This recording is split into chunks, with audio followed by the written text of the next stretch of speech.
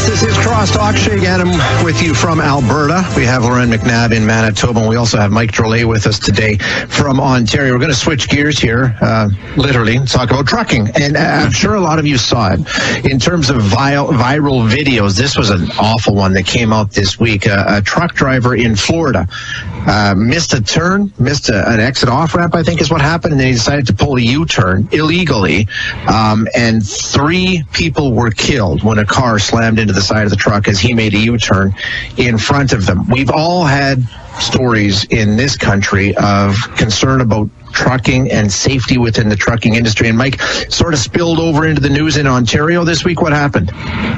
Well, yeah, you're right. The case of Harjinder Singh really lit a fire under this story. The U.S. has now halted issuing visas to workers who want to go be commercial truck drivers. They've said no. And in fact, in the States, there's 60,000. The industry says they need another 60,000 drivers. So that's a big deal. So we ended up having the Ontario Trucking Association president on this week, and it was eye-opening what he said about the dangers involving trucking. This is the guy who is the president of the Ontario Association, and he's saying it's not safe. Listen, if you can play the clip of him, do that now if you can.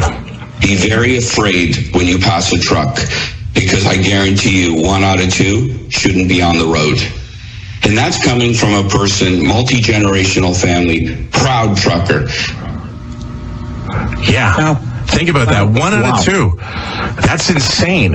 And a lot of it's because of there's English issues. Well, the case in Florida with this Harjinder Singh, he was given a test right after that, and he failed miserably with English. He could only identify 1 out of 4 road signs. And that's the problem. And so what they're saying here in Ontario is that these trucking schools are just pushing them out. They're just pushing them. They're like, whatever. They're just passing them, teaching them the basics, and then that's it. And then letting them go on the roads. And we're looking at. What are the chances of something happening here? Yeah, we talk about an industry that we desperately need more people to work in. If you bought it, a truck brought it. That's basically the line here in Manitoba at all times, because trucks are zigzagging coast to coast to coast in all directions across this continent. And yet on the flip side, since Humboldt, there have been so many conversations about improving safety, and we're clearly not even remotely close to getting there. We have a local trucker here in Winnipeg. He started the Professional Truck Training Alliance of Canada, and they're part of this movement that wants to see Red Seal trade certified trucking. Right, so to make it like a really significant, challenging certificate to get. It's not just a few hours of training. As you could imagine, not everyone's on board with the idea, because then that's going to make it harder for us to fill those seats. But if we talk about the safety factor, and there's stories across this country where you see crosses across the highway and in ditches where they've been put up by family members who've lost a loved one, often because of a collision with a truck driver, that we need to have change. And so what's crazy is I think the Red Seal idea is not the worst. I think at the very least we need some national standards. I was looking this morning, and every province does it differently. So what might happen in Manitoba doesn't happen in Alberta. So Ontario demands 103 hours of training, BC 140, Manitoba moved to a different set of requirements after Humboldt. It's 121 of partial in-class, part on the road. And if you fail it 3 times, they give you 3 times on your road test, then you have to go back for more training. And I just don't think that's good enough. And trucks are not confined to borders. They go everywhere. And so why are we not as a nation saying there needs to be a national standard for this? Yeah, that's such an important point, Ryan. And that's something that's been talked about here in Alberta. And one of the issues, and not only that, if you are a horrible driver in Ontario and you move to Alberta, your record doesn't follow you. Like, if you don't necessarily need to, it is crazy. It absolutely is. Like, you don't need to have a good record in one province to get a license as a driver in another province. Like, you could have a horrible driving record in Ontario, you come to Alberta and all is forgiven, and you start over again. And there's a lot of people in Alberta who have said, this is crazy. We, as you said, Lauren, we need to have a national standard, maybe a national licensing system where you can't have those kinds of loopholes. It's been a big problem. But you mentioned the Red Seal program, and it was in March of this year, so we're only going back a few months now. Alberta implemented that system. So applicants who want to be commercial truck drivers in Alberta will work towards getting a Red Seal designation and recognition as a professional trade. So it's like an apprenticeship program. It's on-the-job training they take the training that everybody else takes, but the minister in charge said that they'll get more training and increased, actually behind the wheel training hours, more training, and they'll get the Red Seal program. So we'll see. It's like I said, they only implemented it back in March. We'll see where it goes, but it's in response, as you said, all of these conversations started happening after Humboldt. I think the realization that we're not doing a good enough job, and here we are, 6-7 years later, probably at this point, and we're still struggling to come up with sort of a mechanism where people feel safer about it, Mike. Hey, you know what's crazy what about with the Red Seal, though? With the Red Seal, if I could ask you, is English a requirement? Is being proficient in English a requirement? I don't know. It used to be able just to even immigrate to Canada, you had to be proficient in either English or French, and clearly that's not the case anymore. Yeah. I'm wondering if that's the case with this Red Seal program. Yeah, I don't know. I don't know the ins and outs. I don't know the full details, and I don't know if that is part of the certification that you had to get. I've got to think being able to identify road signs would be part of it. I mean, it was when I got my learner's permit for my class 5, back in the day at 14 years old. So I would think that's part of it. But as far as language proficiency, Mike, I don't know. I don't have the details. Well, if I could, it says it's not a formal requirement. The English or French is expected as a primary language, but it's not a formal requirement. I'll have to dig deeper, but that at face value. Yeah. And what's crazy about these restrictions, or lack of restrictions, is that, as a driver of just a Chevy Cruze, when I moved back to Manitoba, I started at 0 again in my insurance rating. They didn't care that my record overseas was good. They didn't care that my record in Ontario was good. I had no record in Manitoba for 10 years, and so I started at the bottom again. Wow. And we're not doing that with people who drive 18 wheels. That doesn't make sense to me. Well, if you think about also in Ontario, and this story came out a little while back, but it was celebrated here, where the Service Ontario allows people to take the general knowledge test just to get their driver's license in 31 different languages. And you could take that's not to get your actual license, but to be able to get to get into that next step, 31 different languages. So you don't have to speak English. But then to actually get your license, you have to take the test in either English or French.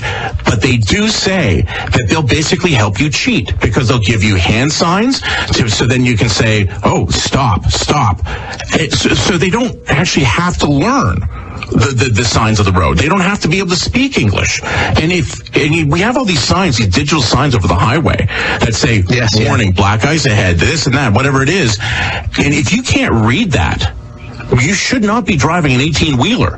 It does not make our roads safer. And anybody who suggests otherwise is lying to you.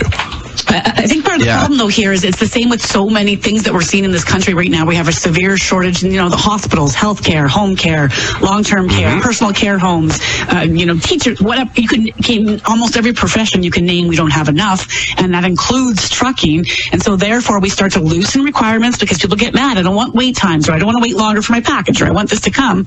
And so, I don't know if Canadians are willing to balance out the idea that if you make things harder, which would lead to making things safer, but you might see less of what you want in the end, and you might not have the result. And we have to be willing to balance that out. If we keep crying safety, we have to be willing to say it's safety in the name of maybe things cost more, maybe we don't get them as fast, maybe the inflation changes. I don't know, but I don't know how many are willing to find that balance until it happens to you. I think English should be the base requirement. It should. It just. And this isn't a knock on. This is not a knock on immigrants. This is just on you Canadians at all. It's basic. It's a basic common sense. If you're going to do a job like this, any job really in Canada, if you're going to be, you should speak the language. If I moved to another country, I would learn that language. I just would. Well, I think there's a line there. Like, I think if you're going to be working in your cousin's pizza shop making pizzas, you don't need to speak English. Nobody cares. But if you're going to be out on the street where you're needing to read signs, as you said, that are warning signs and those sorts of things, you absolutely need to be able to understand the message that's being sent, because it's being sent to try and keep people safe. So I think it depends on what you're doing, but especially when you're getting behind the wheel of a big truck, you need to be able to understand what the signs on the road are telling you to do. We've had videos all over the place here in Toronto of trucks getting pulled over. And unfortunately, they get used as clickbait for people to take shots at, new Canadians, to take sort of very much openly racist shots. But there's no hiding the fact that sometimes where there's accidents, people go up with their cameras and they say, what are you doing? And the person can't speak a word of English. They don't know what's going on. And there was one just the other day where there was somebody who had their entire brake system of their dump truck. It was hanging out, and the guy didn't speak English. And you're like, well, what the heck is going on? There's no standards there? That seems pretty dangerous to me. So, yeah. I mean, it's unfortunate that a lot of this stuff is being used to be able to fuel very much anger. Yeah. But there's some truth behind it. So then it needs to be treated as a trade, full stop. There's a way more standards, way more certification. And then, again, we'll have to accept that when someone gets a red seal status, they expect to be paid more. And then what? What's the impact on the industry then? But you can't demand more training and provide minimum in exchange. And yeah, for sure, I think in a wide variety of professions, we're missing some of the bare minimum requirements. You can have a degree and all the training you want, but I would have an reasonable expectation of being able to communicate with someone. Do you want an airline pilot who doesn't speak the language? Do you want an airline pilot who can't speak English? Because everything with all of the language that's used to be able to converse with the ground is in English. Yeah.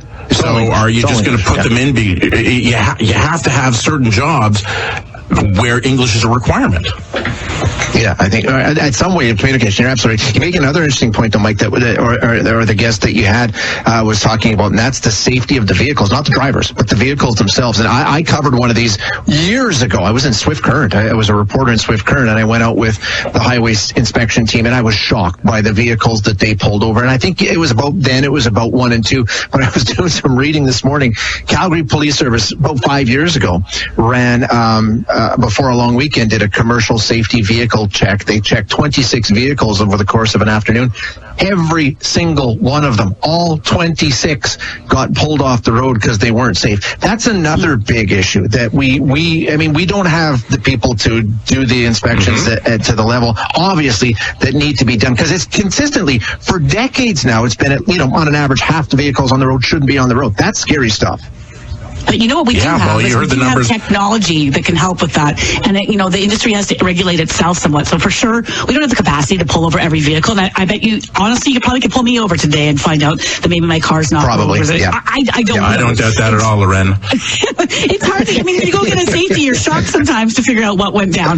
But that said, the industry can regulate itself a bit more. There are those companies out there that are putting the governors in the car to monitor speed. They have technology they get reports back that show how often the driver had to tap its brakes and how long it took to slow down and what speed they were going at. And then they need to go after their own drivers and say, you committed these X following violations and you can't go back on the road, or we fine you, or what have you, because we can't expect the police to police all that either. No, exactly. Can't be absolutely, they should be monitoring themselves. I agree. And there's ways to do it. Okay, we'll take one last break, guys, and we'll come back. We'll lighten things up. Anybody?